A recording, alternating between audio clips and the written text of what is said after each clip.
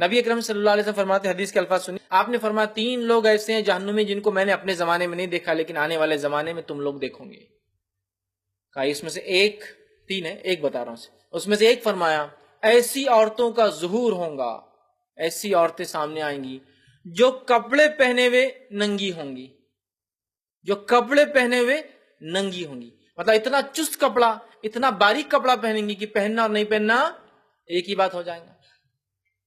آج اللہ رحم کرے ہماری امت کی ماں بہنوں کو آپ دیکھ لیں، میں غیر مسلموں کی بات ہی نہیں کر رہا ہوں، میرا خطاب ان سے ہے ہی نہیں. امت کی ماں بہنوں کو دیکھ لیں کیا حالت ہو گیا. لباس کا ایک تو پردہ برقع پورا غائب ہے، اور اس پر وہ کپڑے جو انر ویئرز تھے اس کو باہر پہنے جا رہے ہیں. سلیکس کے پیجامے پہن کے وہ لڑکیاں باہر نکلی، سلیکس جو کہ اتنا چمٹ جاتا جسم سے، ایک تو ان ہائیجینک ہے، نقصان دہ اسکن کے لیے، پھر بھی بہرحال فیشن سب پہن رہے تو ہم کیسے پیچھے رہیں گے؟ جو حرکت کریں گے ہم وہ کریں گے نا، ہم تھوڑی پیچھے رہیں گے کسی حرکت میں. اتنا چست، اتنا پتلا، اتنا جسم کو چپک جاتا ہے کہ پہننا نہیں پہننا دونوں برابر ہوتے ہیں. کپڑے پہنے بھی ننگی ہوں گی تو جسم کے سارے اعضاء دکھ سکتے، مکمل چھلک سکتے کیسے. پھر فرمایا وہ اونٹوں کی کوہان کے جیسے جوڑے لگائیں گی.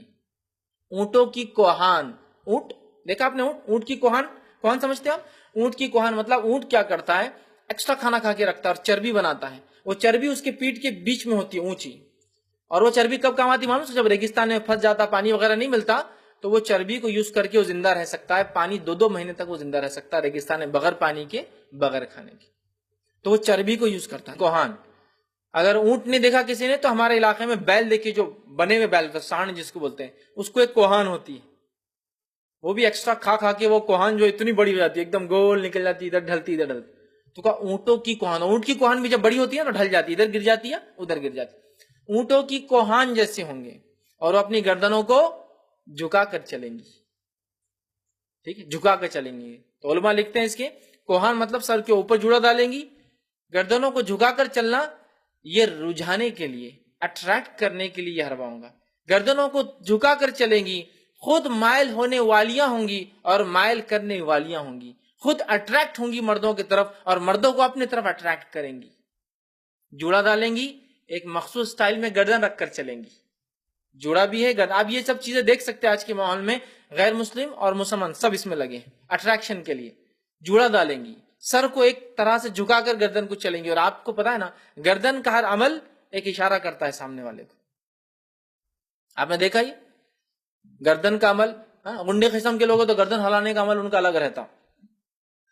یہ عمل بتاتا ہے کہ یہ غنڈا ہے. یہ آپ سمجھیں نا، گردن کا ہر جیسچر، گردن سے انسان بہت کم جیسچر کرتا ہے لیکن سارے کچھ نہ کچھ میسج دیتے ہیں اور الگ الگ لوگوں کی صفتیں ہوتی ہیں. سمجھا؟ نبی اکرم صلی اللہ علیہ وسلم کبھی کسی کو پلٹ کر نہیں دیکھتے تھے، آپ پورے جسم کے ساتھ پلٹ جاتے تھے. کیونکہ اگر میں کسی کو خالی پلٹ کے دیکھوں تو تھوڑی حقارت ہوتی ہے، ہاں آجا کر لینا، حقارت ہے، آ جائیے کرنا.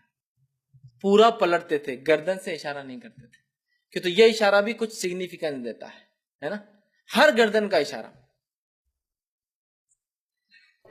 ایک میسج پاس کر رہا ہے، نیکسٹ ٹائم ملو دس از اے وارننگ، ہے نا.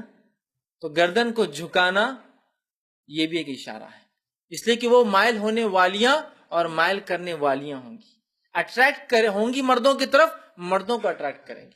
تو ان عورتوں کی کیا صفت ہوں گی؟ ایک جوڑا.